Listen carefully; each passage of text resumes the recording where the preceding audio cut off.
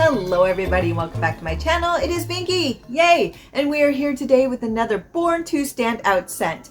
So, here they are. I randomly draw one. Now, there are smaller ones, but they stay at the bottom, and so I keep grabbing the larger ones, so we're just going to keep doing that. I know, because they're born to stand out. I already said that joke, but I'm sticking by it, because it's not funny, and it's still not funny. So there you go. So, at the end of this, I have it in my hand. At the end of this, because these videos are longer, just know they're not that long. If you're new here, I talk about a K-drama at the end because Born to Stand Out is a Korean brand. Not Korean American like Aloria, but Korean. And so I talk about some of my favorite K-dramas if you're curious about them. So there you go. A little bit of fun, or you can skip them. So this one is Sugar Addict. Okay, I've actually heard of this one. I've never smelled it, but I know a few that are popular. I think Dirty Rice is popular, and I think Sweet Addict is another one that people have talked about. But again, I've never smelled any of these. It was just something I was intrigued by, and here we are doing this series. So let's check out those notes. Okay, so I am a bit of a sugar addict, actually. I love sugar. So let's see, Sugar Addict is a fragrance sweeter that's here to play. Wear it on its own as a gourmand light skin scent. Okay, so this one's lighter and is a gourmand, love, or layer with other fragrances to boost the sugar vibes and sweeten the mood. Bright white sugar is spun and notes of cocoa, cinnamon, and vanilla, drizzled with rum extract and creamy cashmere wood accord. So this is totally up my alley. This is something that I would love. I know I would. So there you go. This one, the notes are sugar, cocoa, tonka beans, love, vanilla, cinnamon, rum, labdanum, doesn't always play well with me, but here we go, and coffee and cashmerean. Labdanum can be tough.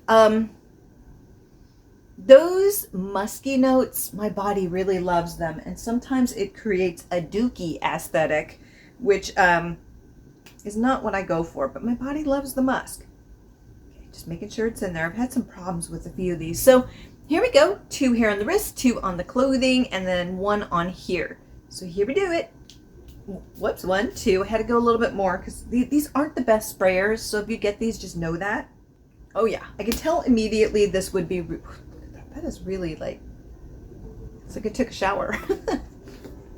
Sugar Addict. So, ooh, so tastes good too. So the first thing I'm getting is sugar. Like, you definitely get that white sugar and cinnamon. I'm going to be honest with you. This is something that I've noticed a lot with this company. I will always be honest with you. There's a little bit of a synthetic note to these more than, let's say, Aloria or Zoologist. I mean, sometimes Zoologist could have a little bit, but not as much as this. I do a lot of indies on here. It doesn't mean I'm against main brands, and one day I will do a series with those, but right now I'm just kind of more intrigued with the indie brands. And with Born to Stand Out, I do feel that a lot of the time there is a synthetic aspect to it. The weather has been horrid and the snow is finally melting, so people are moving again and they're angry. So there you go. But it's not bad, and what happens is it will change and become more what I want, which is not synthetic. It does happen over time. This is really thick, actually. There, I had to put it into my skin. Very weird, but it can be very synthetic until it's not. It eventually goes to a place that's less synthetic with most of the scents, but I'm very much aware of it. That being said, this one is very sweet. This is definitely a gourmand. You saw the notes. If you do not like gourmands, you want to check out now. If you like gourmands, then you might like this one, but it is very much, white sugar is really big in the US. I don't know if it is in other countries, but I know here in the US, it's just that white bleached out sugar. And it definitely has that scent, and it does have a certain scent. I prefer brown sugar, but it dries out so quickly, but I prefer it. It's richer. It's just meatier. White sugar is okay, but it's cheaper to produce. So definitely getting that white sugar feel to it. If you've never smelled that, like, I don't know, like some people don't eat it, or I don't know if every country uses white sugar or brown or different. There's different types. So there you go. But it's very much that sugar scent. If you know white sugar, that's the predominant note of this, along with some cinnamon coming through and rum. So I'm getting that cinnamon and rum peeking through of, so here's sugar, it just dropped down, and then you have that rum and cinnamon, kind of like an ant trying to peek through. That's kind of what it is. It's like an ant farm of white sugar. And cinnamon and rum are like, hey, getting a lot of that. Getting that tonka. I love tonka. So getting that. Wow. This is really nice, but I'm going to say, unlike some of the other perfumes or fragrances of this group, this one doesn't necessarily have the same complexity, but they're basically even saying in the description, this is more of a layering scent or a light skin scent. So if you don't like the complexity, you want something simple and sweet, this would be perfect for you. Let's try it though on the wrist, because I'm definitely getting that white sugar, tonka, cinnamon and rum. It's very simple. It's very beautiful though. The synthetic note is burning off now, and it's becoming more of what it's supposed to be. There's still a little bit of that, but not nearly as much as when I first tried it on. But let's try it on the shirt. On the shirt, it's definitely that white sugar, rum, and cinnamon. It's not morphing too much from here to the airspace to the shirt, but let's try it on here. Same thing. White sugar, mostly white sugar, rum, cinnamon, tonka. So yeah, very simple, and that's not necessarily a bad thing. I have like a perfume over there that I use for layering. It's just pure vanilla, because vanilla is one of my favorite notes. Also getting vanilla with this. You know, so this is right up my alley. I know I forgot to mention that. There is vanilla in this, but I just like to do that for layering, or because I just have a vanilla mood. I love vanilla as far as fragrances, the tonkas, the sandalwoods, very much me. So I really do like this. But it's very sweet, but it's not so cloyingly sweet where you're just like, oh God, you know? You're not like yes, some scents can go over the top, but if you're sensitive to those type of scents, this may be, but for me, it's perfect. I think what's balancing it out is that cinnamon and the rum. They're kind of breaking away, chipping away at that white sugar and vanilla, which can be they can be a lot if they're the main note coming to the forefront. So what I'm going to do is I'm going to check back in an hour. I don't know how much this is going to morph, because it's pretty simplistic. I have a feeling with my chemistry that musk is going to start coming through, and it's either going to destroy it or make it something special.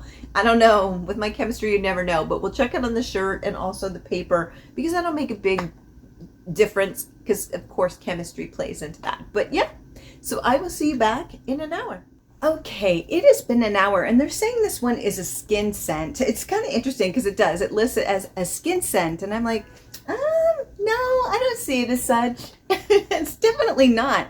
I definitely get a good pocket of this. I mean, I'm finding with Born to Stand Out, they tend to really have good longevity, and they're very strong. So if you're looking for a line that tends to have that, because a lot of perfumes do tend to peter out a little bit, you know, with not a lot of fanfare around the 3-4 hour mark, I'm finding, these do tend to stand out in that way. So there you go. This is really strong.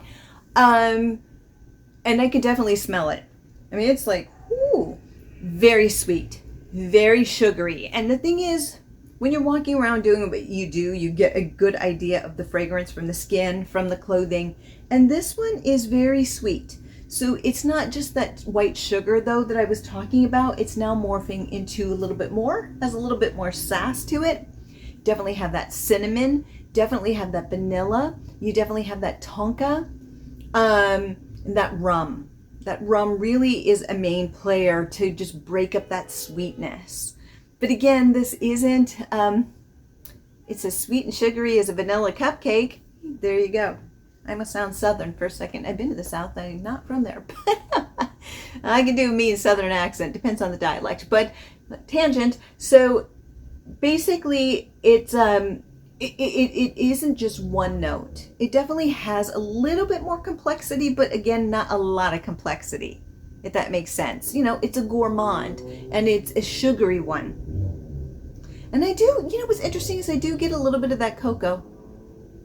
It's interesting. Yeah, it does have a little bit of a chocolatey kind of rum build to it. But again, the main thing is that white sugar with vanilla and then the little notes crawling up like ants. That's what it is. So, but let's try it on the wrist. Definitely I'm getting more rum and tonka and vanilla than white sugar. That's white sugar's pushed down that way. It's still, no, it's still there, but they're more equal than what it is when I'm moving around. But let's try it on the shirt. Yeah, on the shirt, it's definitely that white sugar. It's that white sugar and vanilla. So my chemistry is pulling out more of those other notes. White sugar, vanilla, a little bit of cinnamon. Oh, I forgot to add, there is the cinnamon. A little bit of cinnamon, but not from the shirt so much. It's more just that sweetness of the sugar and vanilla with a little bit of rum. Let's try here. And here it's more rum and cinnamon. Rum, cinnamon, vanilla, and sugar. So this isn't groundbreaking, you know, but I think it doesn't always need to be. Sometimes the most simple scents are the ones that just make you happy. And this is what this is. It's like a 5-year-old's dream. Scent right here. It is. And if you like it, I mean, I'm liking it. That doesn't, I'm not comparing you to that, but just the sweetness of it is me as a kid and what I wanted. And I just want sugar. I'd eat it by the spoonful sometimes. My parents were like, stop that. Don't do that. I know. It was so good. I could not even now. The thought of it, I'm just like, ugh. There you go. Our taste buds change. Hopefully for the better. But yeah, so what I'm going to do is I'm going to check back in 4 hours and we'll see where this one morphs. Because I don't know if it's going to morph too much, but I've been surprised in the past. So see you soon. Okay, it has been 5 hours and I realized the lighting wasn't working earlier. So maybe scary video. So there you go. But we have made it through 5 hours and life is good. I can definitely still smell this one. It hasn't altered too much from what it was. It is a little bit more contained. It was out here before, it's more here, and that's good. That's still really good. Like I said earlier, I will give that to Born to Stand Out. They really do have a decent sillage and longevity, if that's what you're looking for. The brand's really good at that. So just something to take into consideration. This one definitely is your gourmand, and it pretty much stayed the same. So it didn't change too much from what it was. This is very simple. They say that. They say it's a layering perfume or a fragrance and that it can go to a skin scent. I don't know if I'd agree if it's a skin scent. I mean, no, it's still pretty strong. But if you did like 1 or 2, I did 4 sprays, then yes, it would be. But that being said, it's nothing so groundbreaking that I think it's going to disturb anyone if you wear this. So keep that in mind. But let's try it on the wrist. Yeah, it's definitely that vanilla and rum and sugar and yeah, white sugar, vanilla, rum, a little bit of cinnamon. It just stays in that ballpark a little bit more with a little, almost like a little bit of woodsiness to it. Not like woodsy, but a little bit. You know, the musk never really came through for me, so that's nice. Because usually that comes through really strong on my skin, and that didn't happen with this. So that's a beautiful thing. But let's try it on the shirt. Same. It's that beautiful cinnamon, rum, vanilla, tonka mix. It doesn't change too much. Here it's really beautiful. That's why I don't like these. I say it in every video.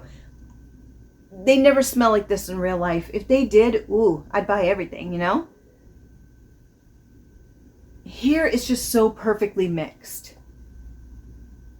It's that vanilla, that rum, that cinnamon.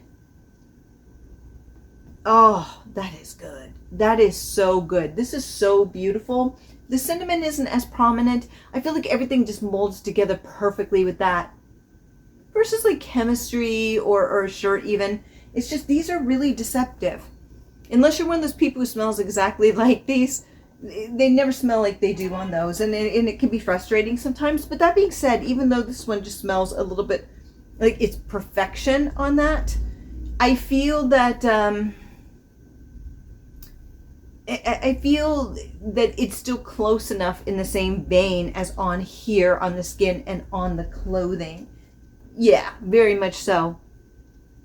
That's just beautiful. That really is beautiful. I wish it smelled like that more on my chemistry. But that being said, the cinnamon, and it's almost like a milky cinnamon drink with rum. I don't know. It's very nice. I do like this one a lot. If I'm going to put this into a category, I think that this, it's tough. At first I thought it would do really well in summer, but I think it could be a little bit cloying because it is very much a sweet or gourmand. It's called Sugar Addict. So, you know, take that into consideration. So this may fare better in like fall or spring, even probably winter. You know, I think this one would do really well. I think summer, it would be a little bit problematic if you get in a place too humid and it really amps it up. People are going to be going, wow. So there you go. It's kind of reminiscent, actually, which I do wear this in summer, is Pink Sugar. It's not the same scent at all. There's more florals to that, but Pink Sugar could be a little bit cloying on certain days if it's just way too humid, and I can see how this would follow in that kind of step. So something to take into consideration if we were going to look at is it male, female, or masculine, feminine. We don't care about that. Wear what we want. But if we are going to put it into that category, I would definitely say that some would say it leans a little bit more feminine. I think gourmands tend to be labeled as such, and that's the case here. I think anyone could wear it. It's just very sweet, very sugary. It's something, well, I wouldn't spend this much, but like if you had a teenage girl who really loves sweet things, you know, this would be a really great perfume. But for $210, I'd be going, no. So there you go. We're going to find you something cheaper. And that's kind of what I want to get to with this. Though it is beautiful, and I do really like it, especially here. It's more spicy here with that cinnamon and rum. It's so beautiful. It's like a powdery, sugary, almost, it's not heliotrope, but it's the powderiness. It's a powdery, beautiful sugar. Like a donut, like a powdered donut. It's just perfect there. Because of that, and though it's beautiful and lovely, and I love the smell of it, and I would gladly wear it again, I don't know if I would pay $210 for this, because I don't know exactly, in a world of gourmands that exist out there, I don't know how special this one is. Have I smelled something similar? Not that I can pinpoint at the moment, but that doesn't mean that I haven't. It's very nice. I like it. I think this is just a gorgeous scent that a lot of people would really like, and I think this would be very much mainstream and people would love it, but I would almost want to find something close to it, because it's a lot of money. It's a lot of money for a gourmand. I'm sorry. I mean, that's for me. But I mean, if you love it, then by all means pick it up, because it really is quite lovely. I think it's probably one of the easiest of the scents that I've tried so far, and there's only been like 6, so we have ways to go. But this one I can see, I think this one's a classic and a cult favorite. Not even a cult favorite, just a favorite, and I can see why. Just even moving around is beautiful.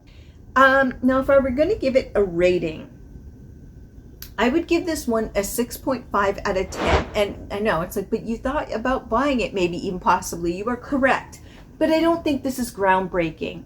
You know, I don't know if this is going to keep me up at night thinking about it. And sometimes I do think about fragrances like that. So yes, but this is beautiful and I love it, and I would love to wear it again.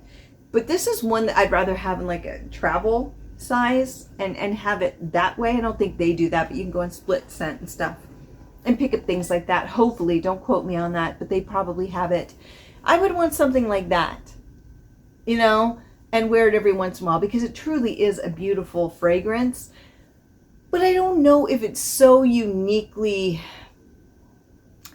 it's not as unique as one would want, maybe, which doesn't mean anything. Sometimes you just want a beautiful fragrance. I love Hypnotic Poison. I talk about it here all the time before they destroyed it. Is it groundbreaking? No. Do I love it? Heck yeah. That's what this is. and it totally checks all the boxes for me. This is something that you would catch me wearing all the time. And so part of me is like, I'd really love to own it, but on the other hand, so it's kind of on that bubble. But that being said, I still stick by my 6.5 only because it isn't groundbreaking. This isn't something that we haven't seen before. It's a gourmand. And there's nothing wrong with that. They even say it's simple. It's a body scent, you know, easy, layering. And it is. It truly is. And there's nothing wrong with that. There just really isn't. So there you go. That is my review on Sugar Addict. And with that, have a fabulous day, my friends. Unless you are here for the K-drama recommendation, then follow me into the next section. Okay. Now this one was another big hit of last year, 2025, where a lot of really great dramas came out. Some that I really enjoyed quite a bit, actually. This one is another drama. They're all dramas practically, but this one made a big splash last year. This was a big deal. And it is called When Life Gives You Tangerines. Oh my, you know, if you are big into K-dramas, you would probably like this one. Has to be on the list, and I 100% agree with you. This is probably one of the most phenomenal, well-constructed K-dramas ever. And it basically talks about families and generations and how things have changed. And I think in a lot of ways, especially with Korea, if you know the history of Korea, I don't know as well as others, but I know enough to know, you know, it's been through a huge transformation from, you know, moving into other, you know, occupations, other countries vying for resources of it. There's another drama about that'll explain it better. You know, the push and pull with Korea over the decades is pretty dramatic. You know, a third world country that now is like very expensive to live in Seoul, you know, and far ahead of many other countries as far as technology and their buildings and skyscrapers and all this. It's pretty incredible, the history of Korea. And so this shows the generations of a family. And it starts in the 1960s, where it was very different, you know, being a strong-minded woman and wanting to have an education, and not always able to do that because that's not necessarily traditionally what women were supposed to do with their lives in the 60s, and having a daughter and realizing you want better for her than what you had. And the landscape of Korea, especially in Jeju Islands, which is a small island offside, I think it's like near Busan, and it's a fishing town. That's how they survive. And now it's moved more into like a vacation spot for a lot of people around the world, and also in Korea. But it didn't always have that kind of reputation. You know, it was a big fishing spot. There's the famous Jeju divers. These women who go without like hardy equipment and dive down and hold the breath for a long time to go pick out seafood and then make money at the end of the day doing very dangerous work. Some of these women do it till their 80s. Crazy. Go check that out. I think it's Hanyo divers, but I may be really saying that incorrectly, but it's pretty impressive. But basically back in the day, and even still, it was a very difficult line of work, and it didn't necessarily make you rich, you know? So the lead character at the beginning, well, not the lead character, but the mother of the lead character, the female lead, you know, that's what she did for a living, and didn't want her daughter to follow in her footsteps. She wanted her to have an education, and the daughter meets a young man who is obsessed with her in Jeju, and she doesn't want to marry him because she's like, I want to marry somebody who has money, who has prospects, who's going to go somewhere in life, and he can't. And there's a whole sequence where, yes, she's in love with him, but she doesn't want to be because she wants more than what she's had, and she knows if she stays with him, she's going to be stuck in poverty. And there's a whole sequence which is totally worth watching, and one of my favorite sequences where it kind of falls together and they do end up together. It's not a spoiler. That's pretty much the story. So it shows their journey with their own lives after her mother passes at a very young age, and how she fits into Jeju and the world trying to survive, and having a life and family with, you know, her husband who becomes a fisherman. That's what you do in Jeju back then, a lot of the time. And He's very passive in a lot of ways and a peacemaker, and she's bold and in your face and aggressive, much like her mom. So it shows the family dynamics and how living in poverty and trying to keep your dignity and pride through that in very difficult times. And how this relationship, you know, it just flourishes in it, when a lot of times poverty and things like that can actually break relationships apart, because it's very difficult to live in that. And there's a lot. So you see the different generations, her children, them growing up, what happens to them, and how basically the whole family story ties together through conflict and then regrets. And it is just like poetry. It is poetry. It is depressing in parts, exceptionally depressing. There's one episode, I think it's episode 6, where something really depressing and dark happens. So just be prepared. There's some really low lows and really high highs, and you think everything goes great, and then something falls apart, and you're like, ah. But what I love about it is that's real life. Nobody's on a high most of the time, and so you have those moments where you're like, finally, and then it crashes. So it's very realistic. It's just, it's well acted too. And that's what I like about it, is I feel like everybody is so perfectly placed in this drama. The acting is really wonderful, really believable, and just the filming of it was gorgeous. And like, I love the moment where they're on the boat. They finally, it's not too much of a spoiler, they get a boat. And they're floating on it with the full family, and how a certain tradition is broken because of that. And just the beauty of it, and how much the main female lead, her husband, loves her so much. Just how much they both respect each other so much is just so beautiful. And seeing that moment when they're in the water for the first time as a family, it's just like, the calm before the storm. But it's so beautifully filmed, and the acting was so beautiful, and the chemistry of the actors was so beautiful. But it's absolutely fabulous. I love this one. I think most people will tell you it was probably one of the highlights of 2025. But if you have a hard time with big emotional roller coasters, this one may not be for you, because I'm pretty good at separating, and this one was hard. It was a little bit personal at times, where I was like, oh no. It really was. But I loved it, and big thumbs up. But it goes a little bit deeper. It's deeper topics, so just know this isn't light fluff. This is one you're really going to be invested in, and it's a slow burn, and harsh at times, like life can be. So yes, there you go. When Life Gives You Tangerines, one of my picks. Very amazing K-drama. And with that, have a fabulous day, my friends. Bye.